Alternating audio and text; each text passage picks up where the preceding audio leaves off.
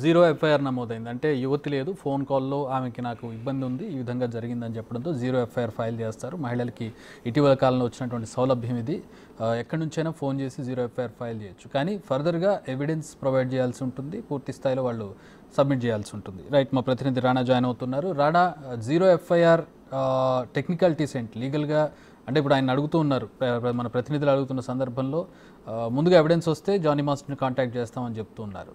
So ఏంటి, Johnny మాస్టర్ని మనం ఏమైనా సంప్రదించామా? ఆయన నుంచి ఏమైనా వివరాలు వచ్చాయా? ఆయన అసలు అంటే పారిపోయారని కూడా కొంత న్యూస్ వచ్చింది, అది ఎంతవరకు నిజం?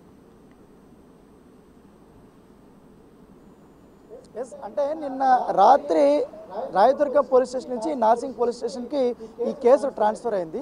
ట్రాన్స్ఫర్ అయిన తర్వాత ఆల్రెడీ ఆమె లిఖితపూర్వకంగా కంప్లైంట్ ఇవ్వడంతో పాటు ఆ లాయర్తో కూడా డ్రాఫ్ట్ కూడా చేసి పంపించింది, ఫోన్లో కూడా మాట్లాడింది. అయితే జీరో ఎఫ్ఐఆర్ నమోదు చేసింది కాబట్టి దాంట్లో 3 సెక్షన్ల కింద ఆ కేసు నమోదు చేశారు. ఒకటి రేప్ కేసు మీద, ఆ తర్వాత క్రిమినల్ ఇంటిమిడేషన్ మీద, అలాగే దాడి చేశాడని దాని మీద కేసు నమోదు చేశారు.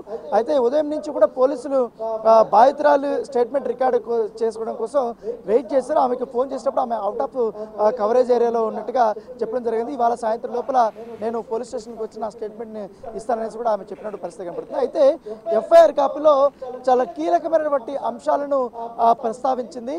ముఖ్యంగా ఏదైతే తాను తెలుగు ఇండస్ట్రీలోకి వచ్చిన తర్వాత డి కంటెస్టెంట్గా నేను ఎలక్ట్ అయిన తర్వాత డీలో నేను కంటిన్యూ అయ్యాను. డీలో కంటిన్యూ అయినప్పుడు 2017 సంవత్సరము ఆ మధ్యలో 2016, 2017లో ఏదో డి సంవత్సరం 12లో నేను కొరియోగ్రాఫర్గా పనిచేశాను, కంటెస్టెంట్గా పనిచేశాను. ఆ సమయంలో నేను జానీ మాస్టర్కి పరిచయం చేశారు. తర్వాత జానీ మాస్టర్ టీం నుంచి కూడా నాకు కాల్ వచ్చింది, ఇట్లా అసిస్టెంట్ కొరియోగ్రాఫర్గా జానీ మాస్టర్ టీంలో పనిచేయమని అడిగారు. తర్వాత నేను ఓకే అని చెప్పి నేను టీంలో జాయిన్ అయ్యాను. జాయిన్ అయిన తర్వాత కొన్ని సాంగ్స్ చేశాను. అయితే కొన్ని రోజుల తర్వాత ముంబై సాంగ్ కోసం ఒక టూర్ వెళ్ళాము. అక్కడ ఇద్దరు మేల్ అసిస్టెంట్ కొరియోగ్రాఫర్లతో పాటు జానీ మాస్టర్ అండ్ నన్ను కూడా తీసుకెళ్లారు. అయితే ఆ రోజు మా మదర్ని వద్దని చెప్పారు, టికెట్లు దొరకలేదని సాకు కూడా చూపెట్టారు.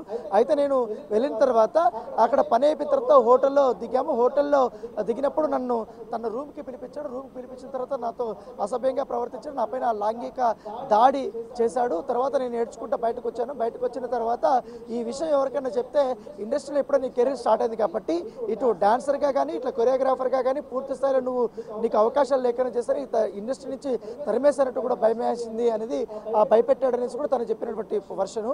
తర్వాత కొన్ని సాంగ్స్కి అసిస్టెంట్ కొరియోగ్రాఫర్గా చేశాను. ముఖ్యంగా ఈ సినిమా షూటింగ్స్లో వ్యానిటీ వ్యాన్ ఉంటుంది, ఆ వ్యానిటీ వ్యాన్లోకి తరచుగా తనను పిలిపించుకున్నప్పుడు వెంటనే తన ప్యాంటుని విప్పేయడము, విప్పేసిన తర్వాత లైంగిక సంబంధితమైనటువంటి వ్యవహారంలో పాల్గొనమనేసి నా పైన ఒత్తిడి చేయడము, దానికి నేను ఒప్పుకోకపోయేసరికి తనను కొట్టడం కానీ, బెదిరించడం కానీ, అబ్యూజివ్ లాంగ్వేజ్ వాడటం కానీ ఇవన్నీ కూడా చేసినటువంటి పరిస్థితి అయితే కనపడుతుంది.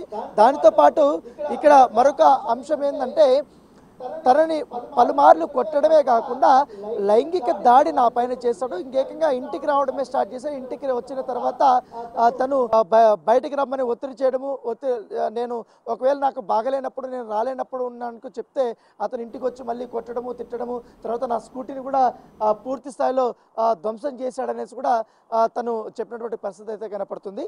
అయితే ఈ విషయం జానీ మాస్టర్ వాళ్ళ వైఫ్కి తెలుసు. ఒకానొక రోజు జానీ మాస్టర్ వైఫ్ ఇద్దరు మా ఇంటి దగ్గరికి వచ్చారు. ఇంటి దగ్గరికి వచ్చి తలుపులు కొట్టారు, గట్టిగా తలుపు తెరవమని ఒత్తిడి చేశారు. సరే, నేను తలుపు తెరిచిన తర్వాత డైరెక్ట్గా వచ్చి నా పైన జానీ మాస్టర్ వాళ్ళ వైఫ్ దాడి చేసింది అనేది కూడా విక్టిమ్ తన కంప్లైంట్ కాపీలో రాసింది. ఇదే అంశాన్ని ఎఫ్ఐఆర్ కాపీలో కూడా వాళ్ళు పొందుపరిచారు. పలుమార్లు కొట్టారు. తర్వాత మతం మార్చుకొని జానీ మాస్టర్ని పెళ్లి చేసుకోమని కూడా ఒత్తిడి చేసింది. గతంలో పలుమార్లు షూటింగ్లో ఉన్నప్పుడు కూడా నన్ను పెళ్లి చేసుకున్న తర్వాత మతం మార్చుకునేసి కూడా ఒత్తిడి చేశారని కూడా తను విక్టిమ్ అందులో రాసింది. ఇదే అంశాన్ని కూడా అక్కడ ప్రస్తావించినటువంటి పరిస్థితి కనపడుతుంది. అయితే తర్వాత నేను వీళ్ళిద్దరి నుంచి విడిపోయిన తర్వాత స్వతహాగా నేను ఇండివిజువల్గా నేను ఎదగాలి, నా కెరీర్ని ప్రారంభించాలనుకున్నప్పుడు కొంతవరకు డీ నుంచి నాకు ఫేమ్ వచ్చింది కాబట్టి అవకాశాలు అనేది కొన్ని వచ్చాయి. ఆ అవకాశాలు వచ్చినప్పుడు నేను వాటిని సద్వినియోగం చేసుకునే పనిలో ఉన్నప్పుడు అక్కడికి కూడా జానీ మాస్టర్ తన మనుషులు పంపించి జానీ మాస్టర్ని నువ్వు పెళ్లి చేసుకోలేకపోతే నీ కెరీర్ అంతా ఖతం అయిపోతుంది అనేది కూడా అక్కడ బెదిరించారు. దీంతో నేను కాన్సన్ట్రేట్ చేయలేకపోతున్నాను, చాలా వరకు కూడా నేను సైలెంట్ అయిపోయాను నీ బెదిరింపులతో, భయంతో. ఎందుకంటే జానీ మాస్టర్ ప్రత్యేకంగా చెప్పాల్సిన అవసరం లేదు, ఇప్పుడు కోలీవుడ్లో టాప్ కొరియోగ్రాఫర్గా ఎదిగాడు, బాలీవుడ్లో మంచి మంచి సాంగ్స్ చేస్తున్నాడు, టాలీవుడ్లో ది బెస్ట్ కొరియోగ్రాఫర్గా కూడా అతను ఉన్నాడు, పైగా నేషనల్ అవార్డు విన్నింగ్ కూడా అతను చేసుకున్నాడు. కాబట్టి అతని పేరు ప్రఖ్యాతుల్లో ఉన్నాయి కాబట్టి అతన్ని ఇప్పుడు తట్టుకోవడం మన కష్టం కాబట్టి ఉద్దేశంతో నేను సైలెంట్ అయిపోయి, అయినా కూడా నా పైన హరాస్మెంట్ జరుగుతూనే ఉంది, నేను పనిచేసే చోటుకు కూడా వచ్చి హరాస్మెంట్ చేస్తున్నాడంటూ కూడా కంప్లైంట్ ఇచ్చింది. సో దీన్ని బేస్ చేసుకుని ఇప్పుడు ఎఫ్ఐఆర్ 3 సెక్షన్స్ కూడా నమోదు చేసింది కాబట్టి 0 ఎఫ్ఐఆర్ కాబట్టి. అయితే ఇప్పుడు తను స్వతహా ఇప్పుడు స్టేషన్కి వస్తే ఈ స్టేషన్కి వచ్చిన తర్వాత ఆమె నుంచి స్టేట్మెంట్ రికార్డ్ చేయాల్సి ఉంటుంది.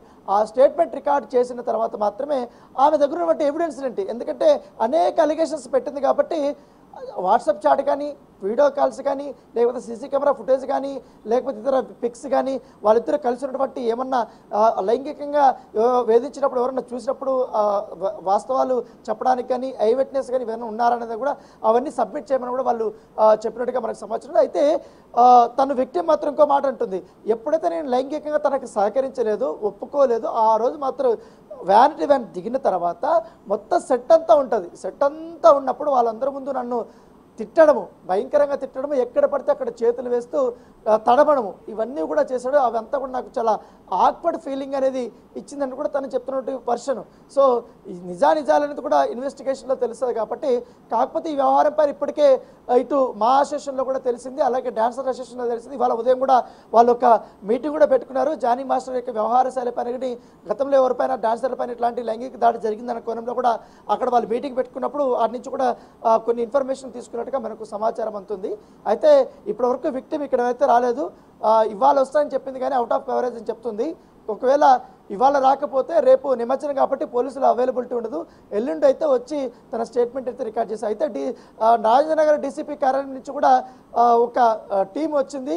ఆ టీం వచ్చిన తర్వాత ఇక్కడ నార్సింగ్ పోలీస్ స్టేషన్లో ఆ అమ్మాయి ఇచ్చినటువంటి కంప్లైంట్ ఆధారం చేసుకుని ఏమేమి ఇచ్చిందనే దానిపై కొన్ని ఎవిడెన్స్లు అయితే వారు తీసుకెళ్లారు. వాళ్ళు కూడా విక్టిమ్ని కలిసి కొత్త స్టేట్మెంట్ని రికార్డ్ చేసే అవకాశం ఉన్నట్టుగా మనకు సమాచారం అవుతుంది. సో అనేక కీలక మలుపులు తిరిగే అవకాశం ఉంది, ఎందుకంటే జానీ మాస్టర్ ఇప్పుడు ఇటీవలే రాజకీయాల్లో కూడా ఎంట్రీ అయ్యాడు.